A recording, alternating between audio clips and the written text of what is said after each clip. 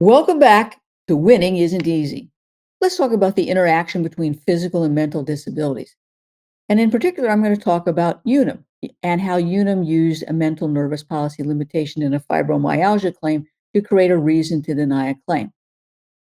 Fibromyalgia is a condition that's characterized by widespread pain, joint pain, fatigue, and fibro fog.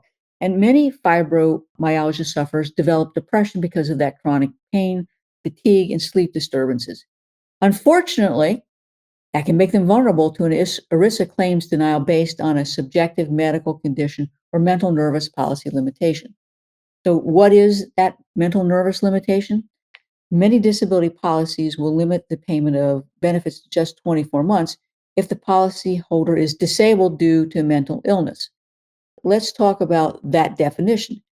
There's no uniform one, but again, this is sort of an example of a definition that is used and one that, of course, you should check in your policy. It is a psychiatric or psychological condition, regardless of cause, such as schizophrenia, depression, bipolar disorder, anxiety, personality disorder, or adjustment disorders, typically treated by psychotherapy, psychotropic drugs, or similar methods. Now, that's a basic mental nervous policy limitation. But remember, we've got the second form, the second flavor, which is the caused or contributed to one. And in that definition, if your psychological condition contributes ever so slightly to the disability, your benefits are limited to just 2 years. So they come in two flavors, and disability carriers would love to use them to limit benefits to just 2 years. So let's talk about the case of Jennifer Cato in Cato versus Unum Life. It's a 2022 case.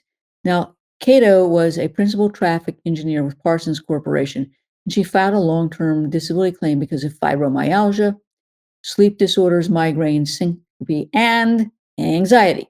So Unum initially approves the claim and then later terminates her claim as the 2-year policy mental nervous limitation period expires.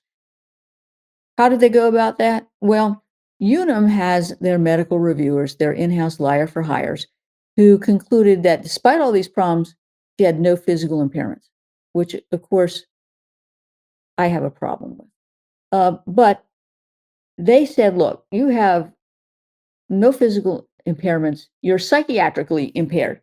And Unum, of course, said, okay, you're ineligible for a continued period of benefits after the 24 months. You don't have any physical condition that causes a functional limitation. And too bad, so sad. Now, in this instance, Cato appealed and sued, saying, look, Unum cherry picked my records. Amazingly, the court said, look, Unum told you from the very beginning that your primary condition that they were accepting was anxiety and depression. Your medical records really aren't addressing your physical symptoms and your limitations. We have to agree with Unum, and in this case, there is what's called the arbitrary and capricious standard of review, which makes it difficult for the judge to overturn the denial. But you can certainly see the games that are played here, and I want you to understand what the issues are and the lessons that you should be learning from these kinds of cases. The first is that your medical records have to thoroughly document your physical symptoms and the physical basis for your complaints and limitations. Similarly, if you've got problems with depression or anxiety or any other psychological condition, your records and the opinion of your physicians should clarify that your disability is caused by the physical problems, not the psychiatric problems. And if you have one of these policies where we have the caused or contributed to language, you definitely need to have your physician, your psychologist, psychiatrist, and your doctor who's treating you for your physical conditions clarify that your disability is caused by the physical conditions and that there is no contribution to your disability because of psychological issues. And the other lesson you need to learn, quite frankly, is how to give a history to both your physicians who's treating you for your physical problems and your psychologist and psychiatrist. If you make yourself out to be psychologically impaired as part of the history that you're giving to the doctor, that's one thing, and you certainly need to be truthful with him. But as you approach this 2-year mental nervous policy limitation or own occupation to any occupation stage, you really have to, I think, moderate the nature of your complaints and have an off the record discussion with your physician and your psychologist or psychiatrist about the import of the mental nervous policy limitation and what impact any psychological problems are having literally in your ability to do your own occupation or any occupation.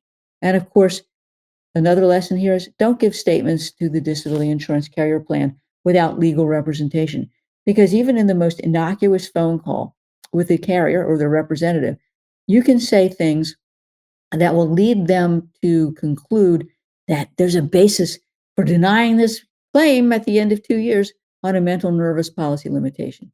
In my office, we don't allow our clients to talk to the disability carrier without representation and preparation. Got it?